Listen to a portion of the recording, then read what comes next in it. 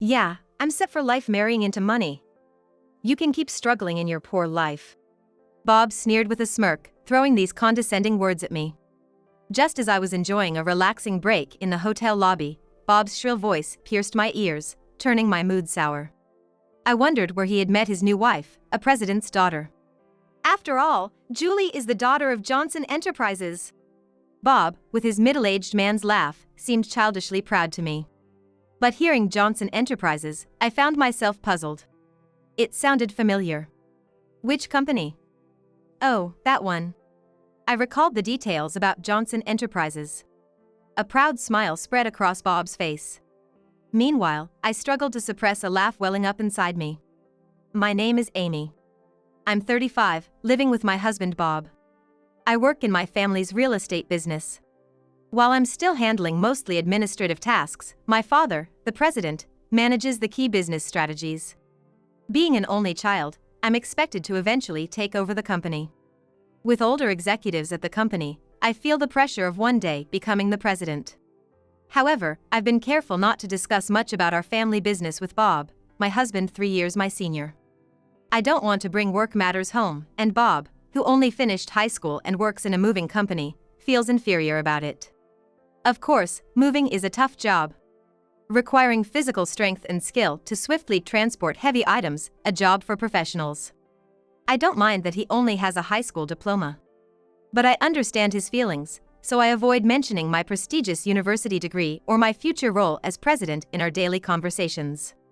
Bob and I met through a friend's introduction. In college, my friend had hired Bob's moving company and he was in charge of her move. Initially interested in my friend, Bob was turned down as she was already in a relationship. However, they got along, so she introduced him to me, who was looking for a partner at the time.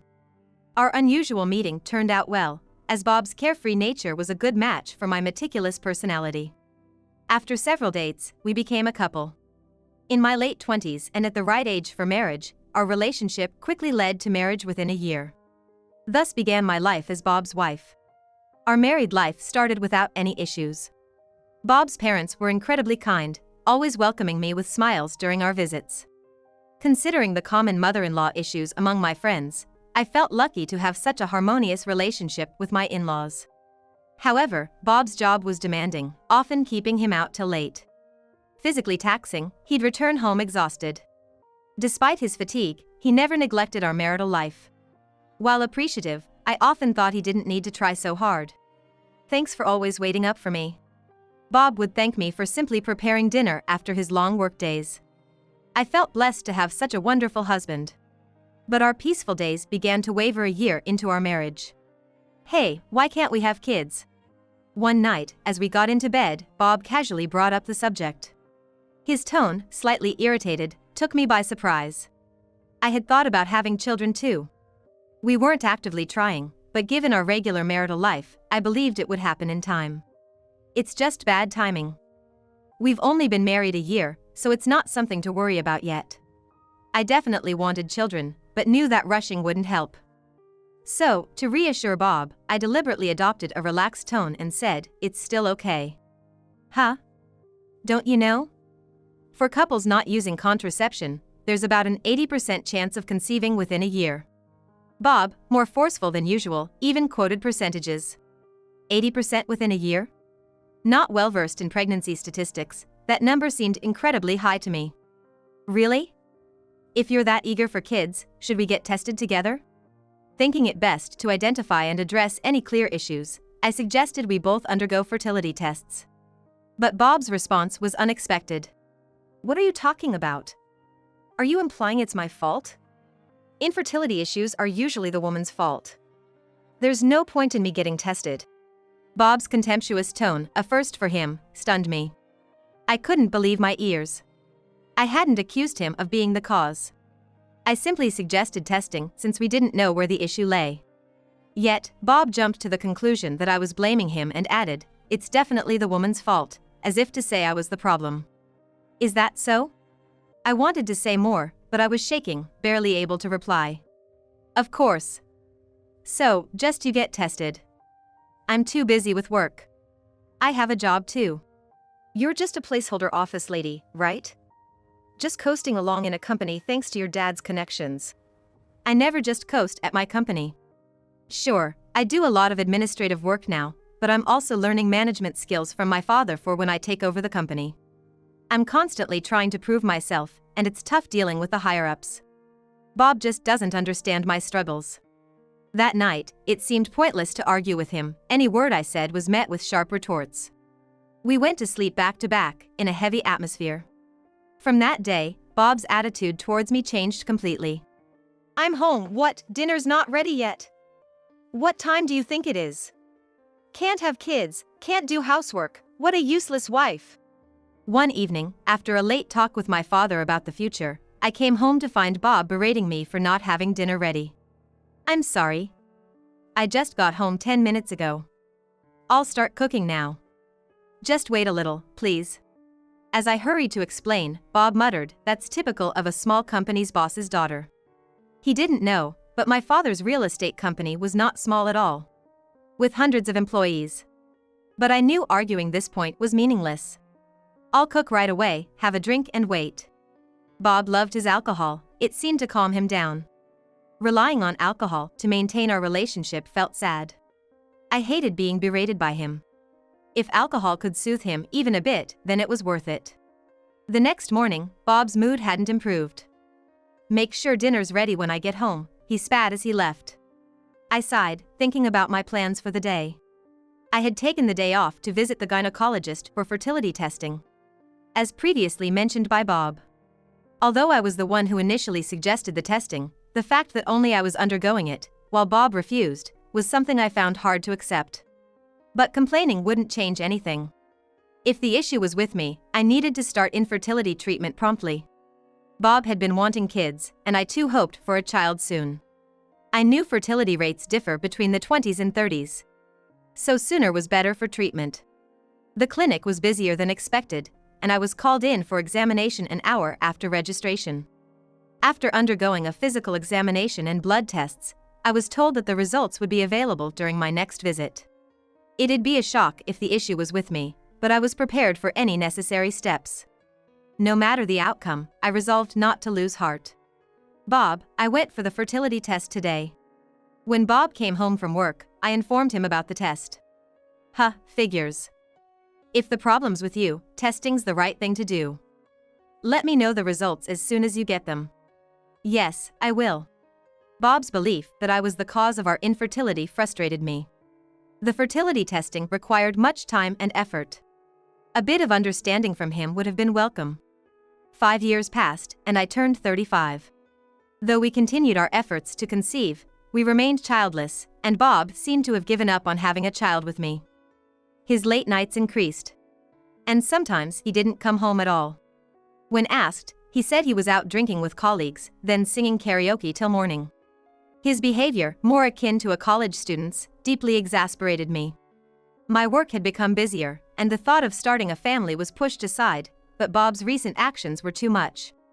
His lack of concern for our home life was clear. One day, after Bob went out on his day off, I noticed he'd left his smartphone in the living room. He forgot to take it with him. With that thought, I picked up Bob's phone to take it to his room. It was then that his phone rang. An incoming call? The caller ID showed the name Julie. Assuming it was a work contact, I answered to inform them that Bob had forgotten his phone at home. Hey, Bob. You're late. I've been waiting for 30 minutes. Where are you? If you don't hurry, we'll miss the park opening. The flirty voice on the phone made me catch my breath. Hello? Can you hear me? Hurry up, okay? We haven't had a date in so long. The word date shook me, and I quickly ended the call. My heart wouldn't stop racing. Who was this woman? She mentioned a date. So she likely wasn't a colleague. He's cheating on me. Holding undeniable proof of Bob's affair, I clenched his phone tightly. Julie had said it was a long-awaited date, indicating a long-term affair. I trembled with indescribable anger. While I was struggling with infertility, Bob was carelessly cheating on me. His recent distance now made sense, he no longer needed me. Unforgivable. Determined to make Bob pay, I started collecting evidence of his infidelity. It wasn't hard to gather proof. First, I easily unlocked his smartphone using his birth date. The call history was filled with Julie's name. When I opened the messaging app, I found numerous messages between Bob and Julie, filled with embarrassingly affectionate words that made me feel nauseated. I took photos of these evidences with my phone. After placing Bob's phone back in his room, I spent the day as if nothing happened. After a month of a strained marriage, my father, the company president, summoned me to his office.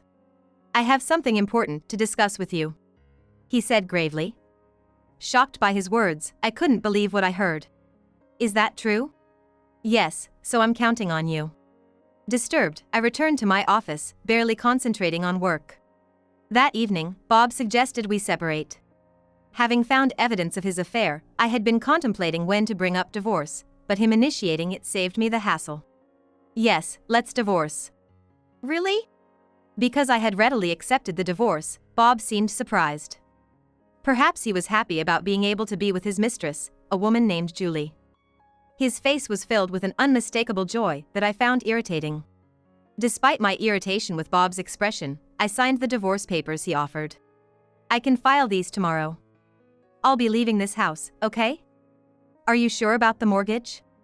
I anticipated he would want me to leave, so I casually asked. "Oh, yes, I'm fine." Bob's job was demanding but not high-paying. I doubted he could handle the mortgage alone, but since he initiated the divorce and was the one cheating, I felt no obligation to help.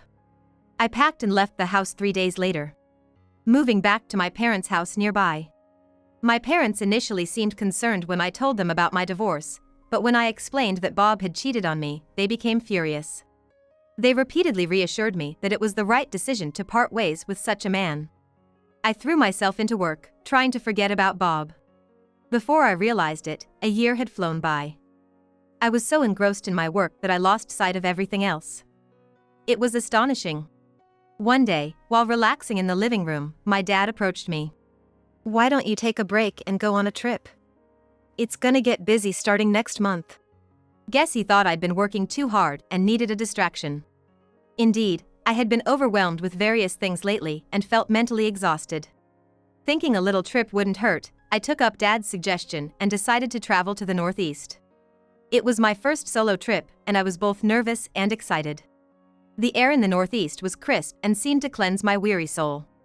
Interacting with the locals who helped me navigate and chatting with the owner of a bar, I found everyone to be incredibly kind, which gradually healed my spirit. I had booked a hotel in Seattle, the most famous and largest around here, thinking, why not enjoy the trip to the fullest? After checking in, I relaxed in the lobby with a welcome drink. The fatigue from the journey seemed to melt away, feeling utterly comfortable. As I jokingly considered moving to Seattle, a familiar voice called out, "Huh? Hey, what are you doing here?" I turned around, startled by the unmistakable voice of my ex-husband, Bob, who was entering the lobby with 2 large suitcases and a young woman. She appeared to be in her early 20s. With flawless skin, bold makeup, and striking red nails. Despite the chilly northeast weather, she was wearing a short skirt with bare legs. Startled, I stared at Bob and the woman. "Why are you here?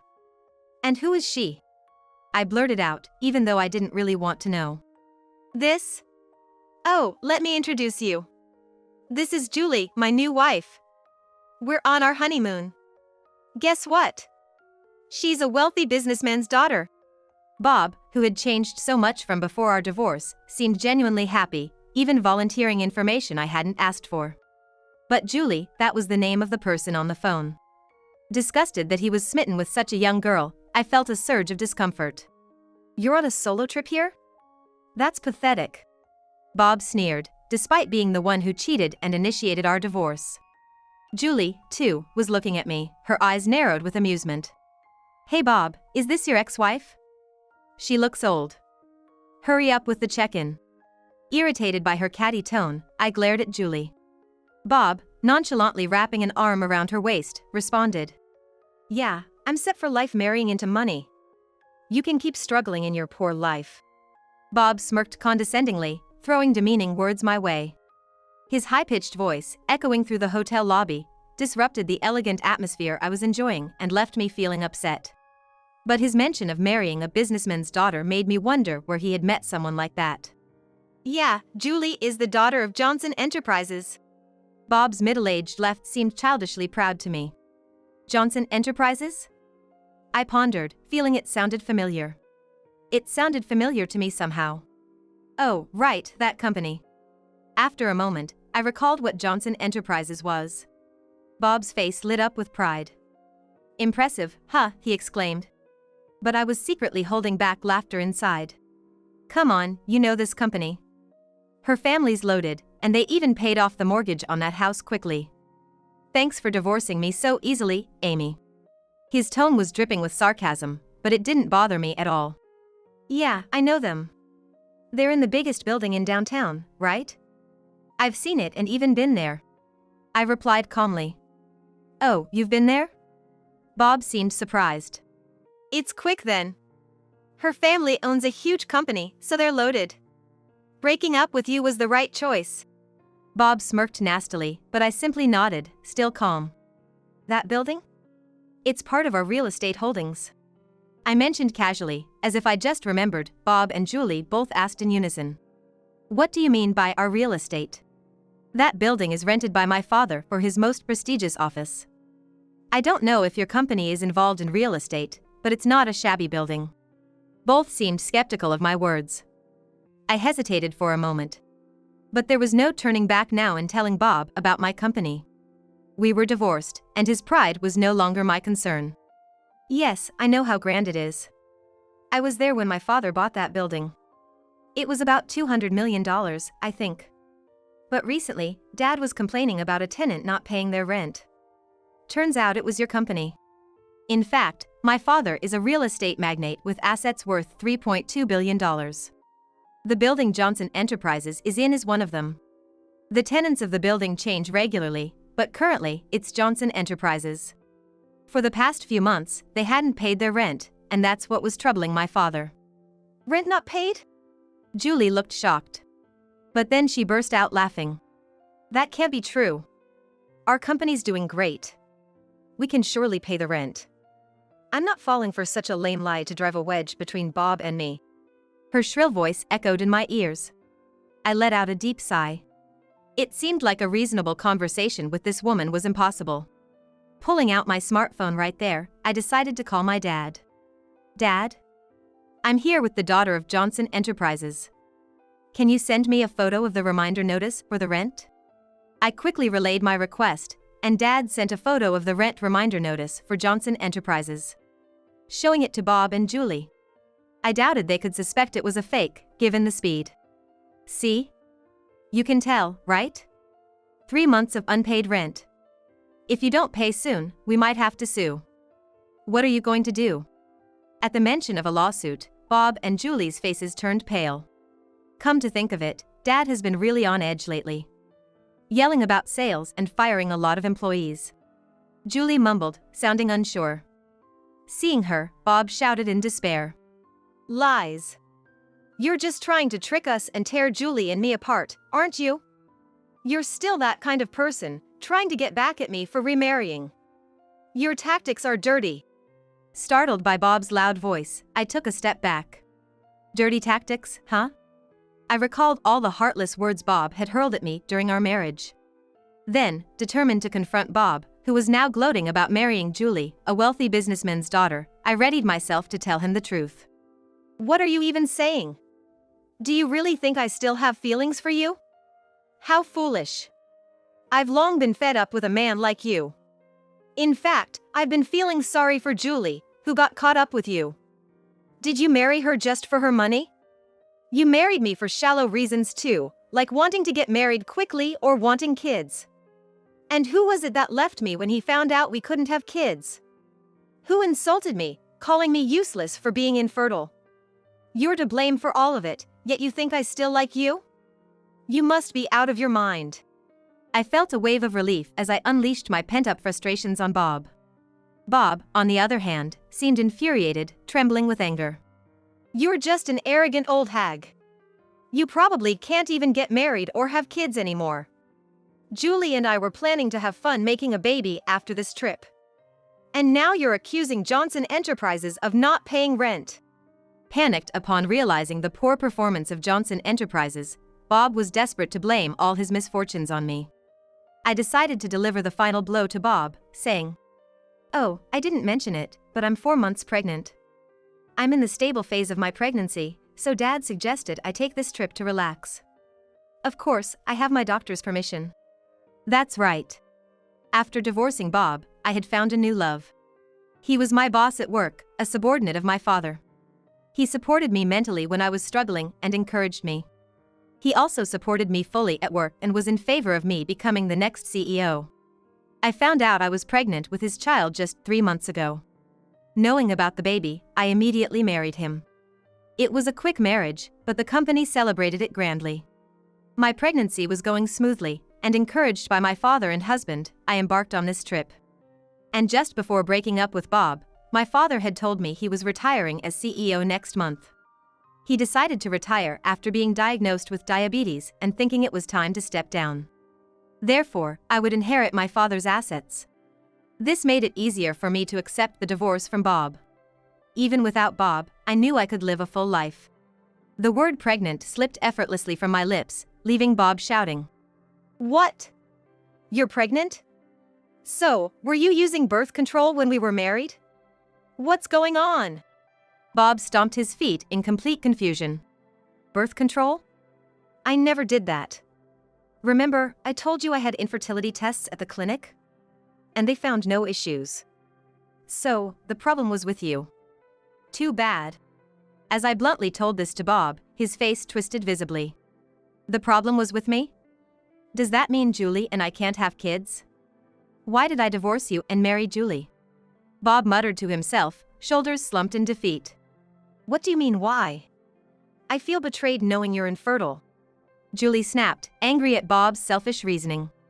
Realizing I couldn't bother with them anymore, I said my final words. "That's why, from now on, please don't involve yourself with me.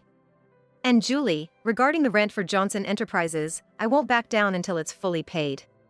If you plan to continue renting that building, please pay the overdue rent soon. Otherwise, we'll have to take legal action. I have nothing more to say to you too, so goodbye." I left Bob and Julie arguing and confidently walked back to my hotel room. After returning from my trip, my husband greeted me with a smile, saying welcome back.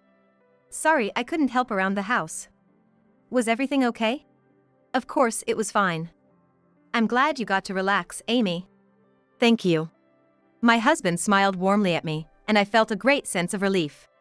Since marrying my current husband, I've been reassured every day, completely forgetting about Bob. Since that trip, I haven't met Bob. The following is what I heard through my father's contacts. After that incident, Bob and Julie's fights became incessant. Despite thinking he was marrying a wealthy heiress, Bob discovered Johnson Enterprises was in deep debt. Coincidentally, news was all over TV about a Johnson Enterprises employee embezzling millions of dollars from clients.